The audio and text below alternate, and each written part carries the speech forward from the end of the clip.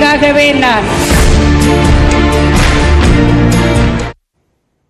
முன்னாள் முதலமைச்சர் ஜெயலலிதாவின் 77வது பிறந்த நாளையொட்டி சென்னையில் அவரது சிலைக்கு அதிமுக பொதுச் செயலாளர் எடப்பாடி பழனிசாமி மாலை அணிவித்து மரியாதை செலுத்தினார். மறைந்த முன்னாள் முதலமைச்சர் ஜெயலலிதாவின் 77வது பிறந்த நாள் இன்று கொண்டாடப்படுகிறது. இதையொட்டி சென்னை ராயப்பேட்டையில் அதிமுக தலைமை அலுவலகத்தில் உள்ள எம்ஜிஆர் ஜெயலலிதா சிலைகளுக்கு எடப்பாடி பழனிசாமி மாலை அணிவித்து மரியாதை செலுத்தினார். ஜெயலலிதாவின் 77வது பிறந்த நாளை குறிப்பிடும் விதமாக 77 கிலோ கேக் வெட்டி கட்சி நிர்வாகிகளுக்கு எடப்பாடி பழனிசாமி வழங்கினார்.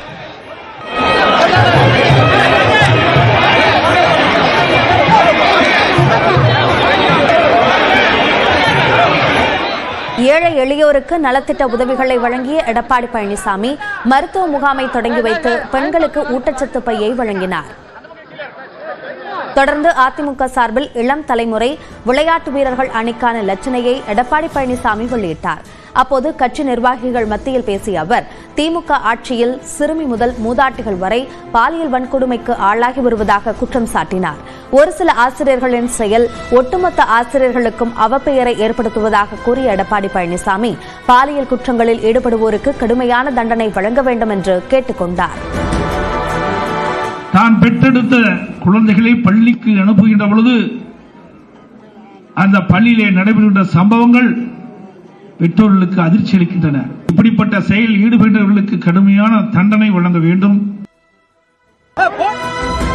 ஜெயலலிதாவின் பிறந்த நாளையொட்டி சென்னை காமராஜர் சாலையில் உள்ள அவரது திருவுருவ சிலைக்கு முன்னாள் முதலமைச்சர் ஓ பன்னீர்செல்வம் மாலை அணிவித்து மரியாதை செலுத்தினார்.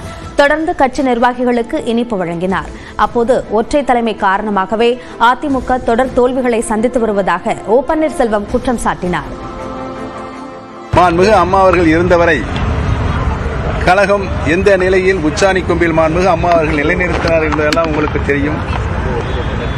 அதற்கு பின்னால் நடைபெற்ற அரசியல் சூது, சூழ்ச்சி, வஞ்சனை, நம்பிக்கை துரோகம் இவைகளெல்லாம் யாரால் அரசியல் அரங்கேற்றப்பட்டது என்பதையும், அதற்கு பின்னாலே 11 தேர்தல்களிலும் அது உள்ளாட்சி ஊரக உள்ளாட்சி தேர்தல் இருந்தாலும் சரி, சட்டமன்ற தேர்தலாக இருந்தாலும் சரி, நாடாளுமன்ற தேர்தலாக இருந்தாலும் சரி, அத்துணை தேர்தலும் கழகம் தோல்வியைத்தான் சந்தித்தது என்பதையும், இவை எல்லாவற்றிற்கும் காரணம் ஒற்றை தலைமைதான் வேண்டும் என்று அடம்பிடித்து அதை ஏற்றுக்கொண்டவர்தான் பதில் சொல்ல வேண்டும்.